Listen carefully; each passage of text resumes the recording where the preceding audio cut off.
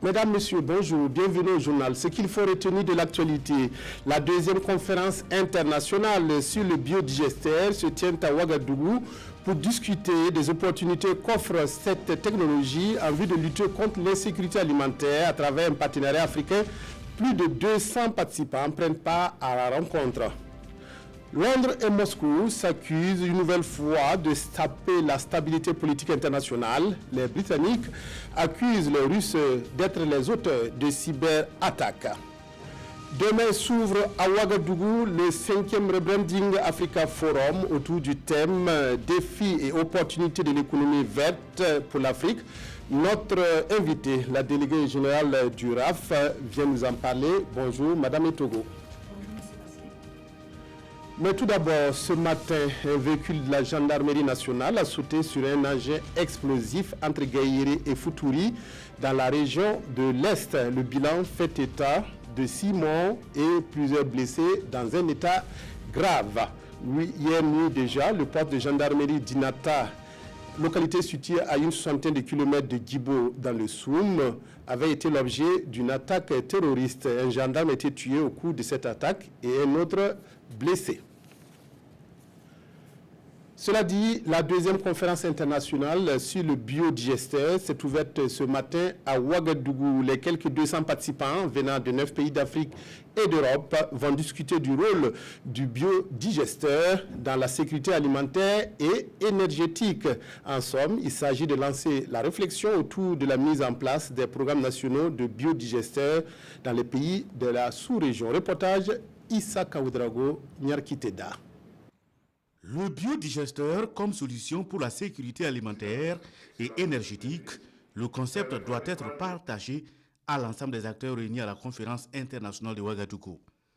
Le Burkina Faso est déjà convaincu et s'est résolument lancé sur la voie des énergies renouvelables.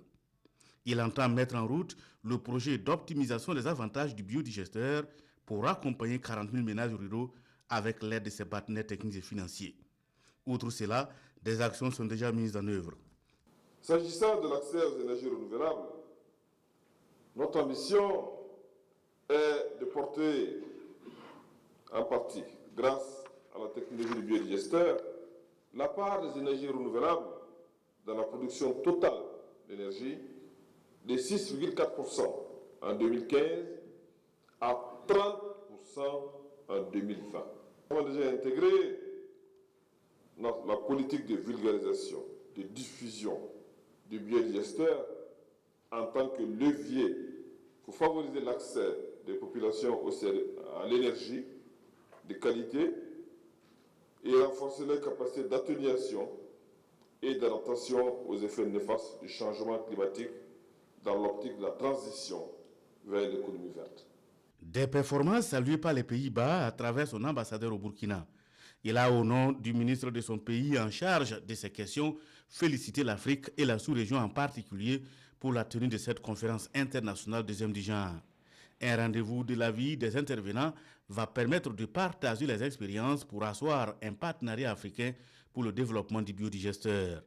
Pour y arriver, les débats seront axés sur la mise en place des programmes nationaux de biodigesteurs, la mise en place d'un organe régional de promotion et des stratégies pour sa vulgarisation. Les médiateurs de l'espace UEMOA souhaitent la mise en place dans chaque État membre des mécanismes nationaux destinés à recueillir des données sur la violence en milieu scolaire et universitaire. C'est l'une des recommandations issues de la conférence internationale de l'Association des médiateurs des pays membres de l'UEMOA, dont la clôture est intervenue hier à Ouagadougou. À l'issue de l'Assemblée générale des médiateurs de l'UEMOA, le Nigérien Ali Sirfi Maïga a été désigné pour diriger désormais l'association. Nongba Kouda Ini Janine Kambi. Maître Ali Sirfi Maïga, le nouveau président de l'Association des médiateurs des pays membres de l'UEMOA, AMP-UEMOA, est le médiateur du Niger. Élu pour un mandat de 2 ans, il remplace à ce poste Maître Alioune Badara Cissé, qui n'est autre que le médiateur du Sénégal. Après 3 jours de réflexion, les médiateurs de l'UEMOA entendent désormais jouer leur partition dans la prévention et la résolution durable des crises et dysfonctionnements des systèmes éducatifs de leurs pays respectifs.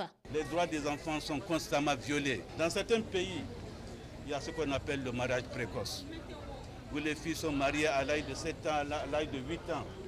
Et qui dit mariage précoce, dit retrait précoce de la fille, de la jeune fille de l'école. Nous devons lutter contre ça. Le médiateur du Faso nouvellement élu secrétaire général de l'AMP-UEMOA a insisté sur le fait qu'il faut rattraper les valeurs qui sont en perdition dans chaque pays. Nous avons des valeurs que nous sommes en train de perdre, que nous devons garder pour pouvoir aller toujours de l'avant. Et pourtant, nous devons aussi transcender les fondements du modernisme. Comment pouvoir concilier tout cela? Voici des défis qui sont exposés à notre jeunesse et à toute la communauté. Voici des défis qui interpellent toutes les familles afin que nous ne continuions pas à démissionner de notre rôle de parents, premier éducateur, afin que nous continuions à encadrer cette jeunesse qui en a tant besoin et même toute la communauté dans cet incivisme et dans cet état d'insécurité aggravé. Les médiateurs réunis à Ouagadougou ont réaffirmé leur compassion et leur soutien au pays hôte qui est victime d'attaques terroristes de façon récurrente. Ils ont pris une motion pour condamner tous ces actes qu'ils ont qualifiés d'ignobles et de barbares. Pour relever le défi sécuritaire, ils invitent les populations à une franche collaboration avec les forces de défense et de sécurité. Demain s'ouvre à Ouagadougou le 5e Rebranding Africa Forum autour du thème « Défis et opportunités de l'économie verte en Afrique », une occasion de discussion à travers plusieurs panels de l'urgence pour le continent d'aller vers l'économie verte afin de créer des richesses pour les populations et de sauvegarder son environnement. Notre invité est la déléguée générale du RAF, Madame Paul René Etogo. Bonjour. Merci d'avoir répondu à notre invitation. Alors, c'est quoi le Rebranding Africa Forum qui se tient pour la première fois en Afrique à l'occasion de sa 5e édition? Le Rebranding Africa Forum, c'est un forum économique. Donc, c'est un forum économique qui est né en 2014 d'un besoin, disons, de la population africaine résidant en Europe de faire voir le potentiel et la valeur ajoutée de la population africaine au niveau, disons, de l'échiquier mondial. Le Rebranding Africa Forum, c'est un forum économique qui a pour objectif de faire rencontrer des investisseurs internationaux et évidemment aussi des investisseurs privés, faire rencontrer des acteurs économiques autant au niveau africain qu'au niveau international et surtout et principalement donner la possibilité aux entreprises africaines d'être ce que j'appelle en général eux-mêmes niveau de starting block par rapport aux entreprises occidentales internationales. Cela signifie donner la possibilité à l'entreprise du Burkina de pouvoir trouver un partenaire, peut-être une entreprise de la diaspora qui est en Belgique et qui, en dehors du Rebranding Africa Forum, n'aurait jamais eu l'occasion et l'opportunité de se rencontrer et de collaborer ensemble. Alors, la 5e édition se tient à Ouagadougou autour du thème « Défis et opportunités de l'économie verte en Afrique ». Oui. Pourquoi le choix de ce thème-là? Aujourd'hui, en 2018, plus que jamais, l'économie verte, justement, est au centre des débats. Parce que si on tient compte du fort potentiel vert du continent africain, que ce soit en énergie solaire, les richesses du sous-sol, que ce soit évidemment en richesse et en écologie en général, on se rend compte que l'Afrique devrait et pourrait aussi le faire en s'organisant bien, pouvoir amorcer, disons, une transition vers l'économie verte qui pourrait faire en sorte qu'on puisse avoir une croissance durable. Et c'est le motif pour lequel, pour nous, c'était évident à la 5e édition et pour une première édition interafricaine, de pouvoir choisir un thème qui puisse être une valeur ajoutée pour le continent en général et surtout qui puisse donner des résultats et des conseils suite aux travaux qui pourraient aider les pays africains à vraiment amorcer cette croissance-là en utilisant l'économie verte comme vecteur justement de départ de cette croissance économique. Alors, est-ce que vous croyez que l'Afrique a les moyens d'assurer en tout cas cette transition vers l'économie verte tout en créant des richesses pour ces populations et en préservant l'environnement qui est en danger? L'Afrique a les moyens et doit se doter de ces moyens-là. Nous avons des ressources intarissables, telles que le soleil. Nous sommes chanceux d'avoir le soleil. Dans les pays européens, on voyage pour aller vers le soleil. Nous avons la chance de nous lever toute l'année, 365 jours dans l'année, avoir le soleil et ne pas pouvoir exploiter l'énergie solaire pour pouvoir baisser les factures d'électricité des familles justement de nos pays. Et ça, c'est l'objectif, l'énergie solaire. Exploiter par exemple aussi d'autres ressources biodégradables que pour le moment, nous n'avons pas encore développé les chaînes de transformation et il serait temps qu'on jette justement un coup d'œil sur ce genre de secteur d'activité pour deux motifs. Autant assurer, disons, le bien-être de la population locale en réussissant à baisser les coûts des factures d'électricité, le coût de la vie quotidienne. Et d'un autre côté, donner la possibilité aux jeunes, parce que l'an dernier, nous avons parlé, par exemple, du boom démographique et comment le transformer en potentiel économique pour le continent. Ce sera l'occasion de pouvoir exploiter la possibilité de mettre en avant les métiers qu'on appelle aujourd'hui les métiers verts. Les jeunes ont soif d'apprendre, les jeunes ont soif de faire autre chose que d'être simplement des médecins ou des ingénieurs. L'économie verte est vraiment la porte ouverte qui donne la possibilité de développer tout le potentiel du continent africain. Alors, 3 panels vont constituer le temps fort de cette rencontre de 5 et 6 septembre à Ouagadougou. Est-ce que c'est la principale ossature ou il y a d'autres activités, j'allais dire, connexes? Bien sûr, je voudrais revenir légèrement sur le programme. Le Rebranding Africa Forum se tiendra le 5 et 6 et le 7 octobre. Le 5 octobre, nous avons le forum et nous aurons justement l'honneur d'accueillir le président du Faso, évidemment en compagnie de son homologue, le président du Ghana et aussi le représentant, le premier ministre du Niger. Nous sommes très honorés d'avoir la possibilité justement de les accueillir dans le cadre de cette première édition africaine et nous en remercions l'État justement burkinabé qui nous a donné cette possibilité. Et nous aurons, pendant la journée du forum, nous aurons les 3 panels, sans oublier un moment très important de l'événement qui s'appelle l'Innovation Time.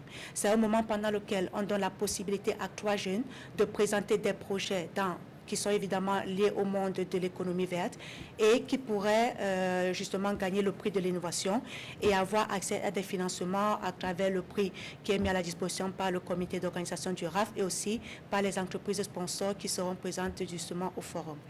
Et après le forum, le lendemain, le 6 octobre, nous avons une demi-journée de networking, ce qu'on appelle le Business Networking Day, qui donnera la possibilité aux entreprises de pouvoir échanger dans un contexte de B2B, mais aussi pour ceux qui n'ont pas fixé des rendez-vous spécifiques avec les entreprises, d'avoir des rencontres d'affaires dans un contexte un peu plus informel.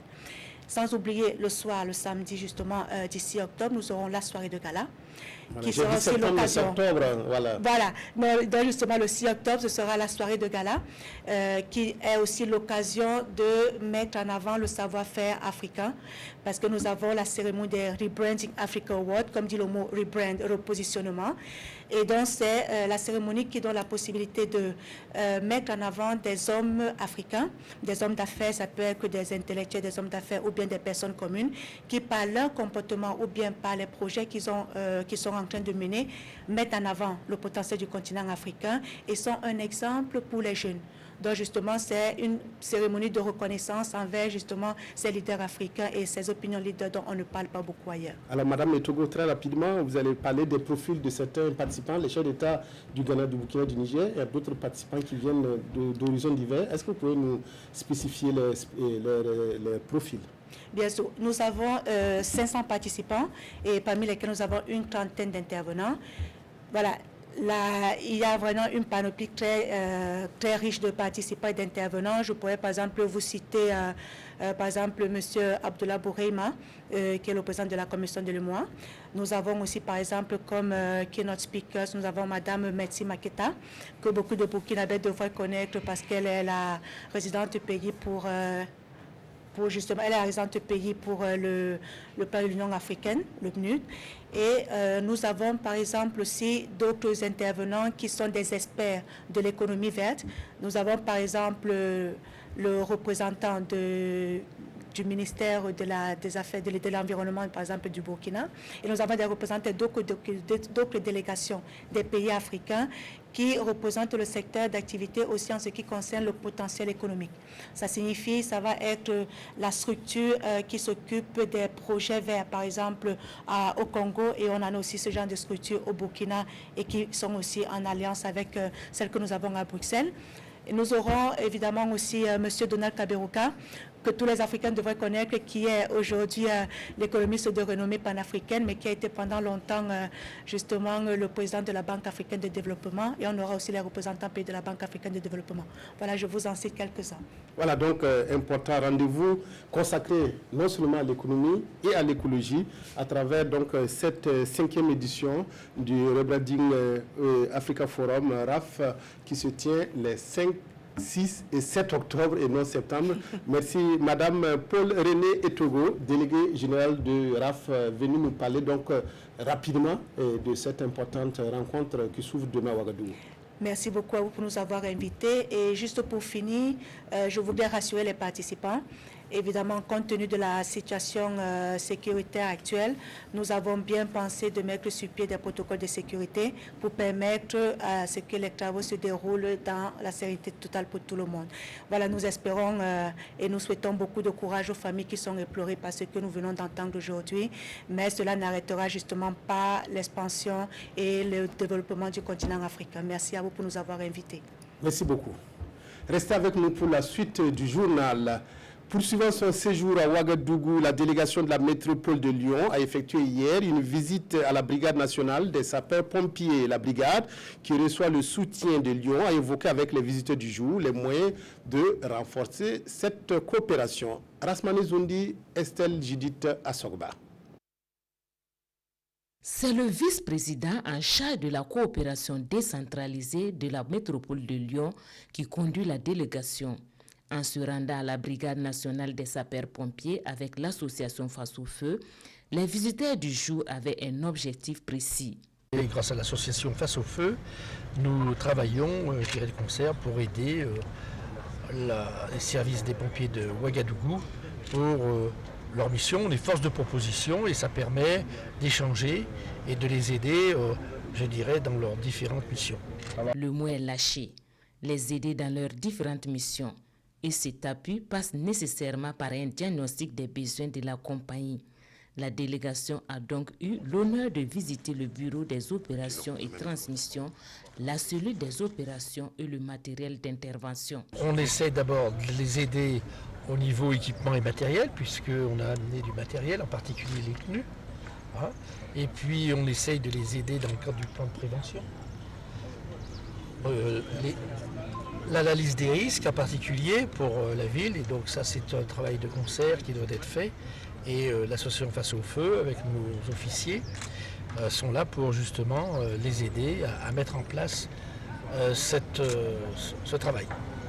Une visite qui, selon les responsables de la compagnie, va renforcer davantage leurs liens de coopération. Avec cette collaboration que nous avons avec l'association Face au Feu et la métropole de Lyon, le renforcement de nos relations dans le domaine à la fois de l'appui en moyens techniques, mais aussi dans le domaine de renforcement de nos capacités et des savoir-faire, notamment dans les formations.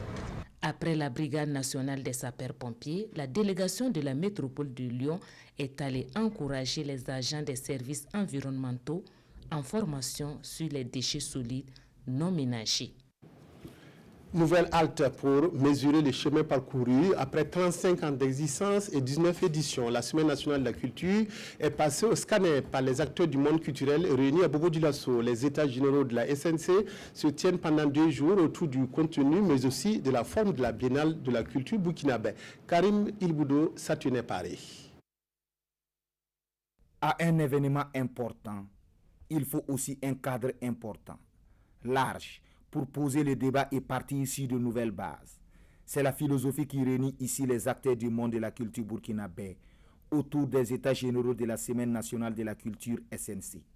Après plus de 3 décennies d'existence, cette biennale culturelle doit innover. Ces états généraux sont la matérialisation d'un engagement que nous avons pris lors de la 19e édition, partant de la conviction que après 35 ans, il était important de faire une sorte de bilan critique sur le contenu et la forme de la Semaine nationale de la culture. Pendant 2 jours d'échange, des propositions concrètes sont attendues afin de donner un nouvel éclat à la SNC. Mais ces propositions doivent être à la hauteur des attentes. Il appartient aux participants à ces états généraux d'opérer un regard critique et de nous dire s'il doit y avoir rupture ou continuité. Mais comme je leur ai indiqué, c'est vrai qu'il faut un changement. Mais ce changement doit nous permettre de faire mieux que ceux qui ont été à l'initiative de cet événement. Rappelant que la culture est au centre des priorités du gouvernement, Le ministre Abdoul Karim Sango souhaite des débats francs et directs pour que ces états généraux soient le point de départ d'une nouvelle vision de la SNC. Plusieurs institutions politiques, des entreprises et des médias ont été l'objet de cyberattaques en Grande-Bretagne. Le gouvernement britannique accuse les services de renseignement russes, le GRU, d'être l'auteur de ces attaques qui n'ont pour objectif que de saper la stabilité internationale. Le torchon qui brûle déjà entre Moscou et Londres sur l'affaire Skripal risque de ne pas s'éteindre de sitôt après ces nouvelles accusations et rejetées en bloc par le Kremlin. La Grande-Bretagne et l'Australie accusent les services de renseignement militaires russes de mener des cyberattaques à travers le monde. Selon le ministère britannique des Affaires étrangères, le GRU, qui est l'acronyme des services de renseignement militaires russes, aurait commandité des attaques contre des institutions politiques, des entreprises et des médias avec pour objectif de saper la stabilité internationale. Gavin Williamson est le secrétaire d'État à la Défense du Royaume-Uni. Ce que nous faisons, c'est agir avec nos alliés, en isolant la Russie, en exposant le fait qu'il s'agit d'un État qui agit de manière imprudente et sans discernement. Ce ne sont pas les actions d'une grande puissance, ce sont les actions des États parias, et nous continuerons de travailler avec nos alliés pour les isoler et leur faire comprendre qu'ils ne peuvent pas continuer à se comporter de cette façon. Selon les Britanniques, le GRU serait derrière l'attaque contre le Parti démocrate américain qui fut à l'origine du scandale des ingérences russes dans l'élection présidentielle américaine. Les renseignements militaires russes auraient aussi organisé le piratage et la fuite des données de l'Agence mondiale antidopage et l'attaque contre l'aéroport d'Odessa en Ukraine.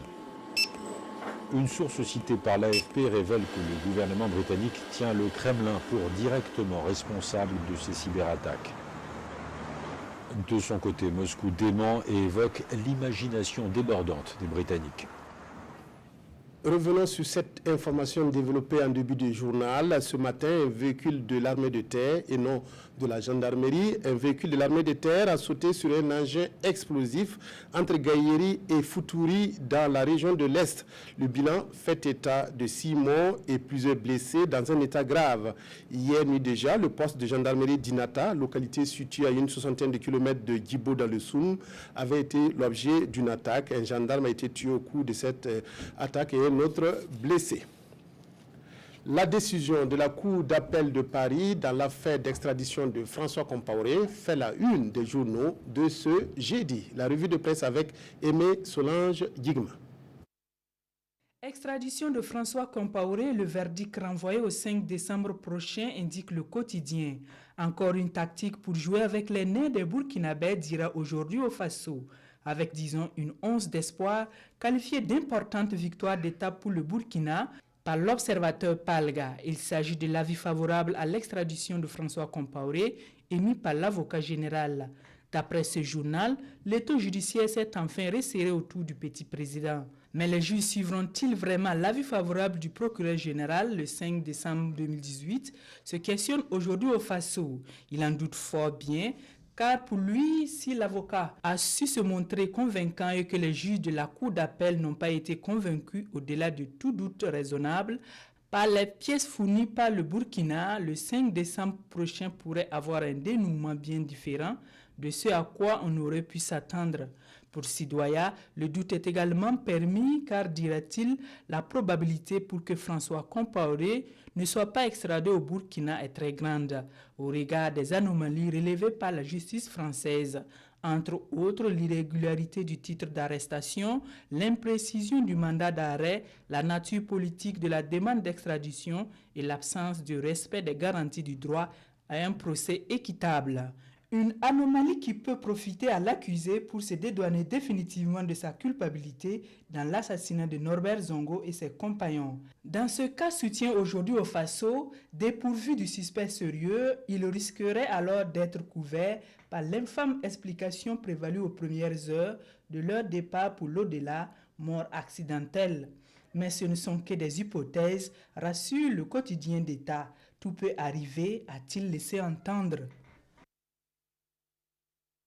Attention, la RTB, excellent après-midi à toutes et à tous.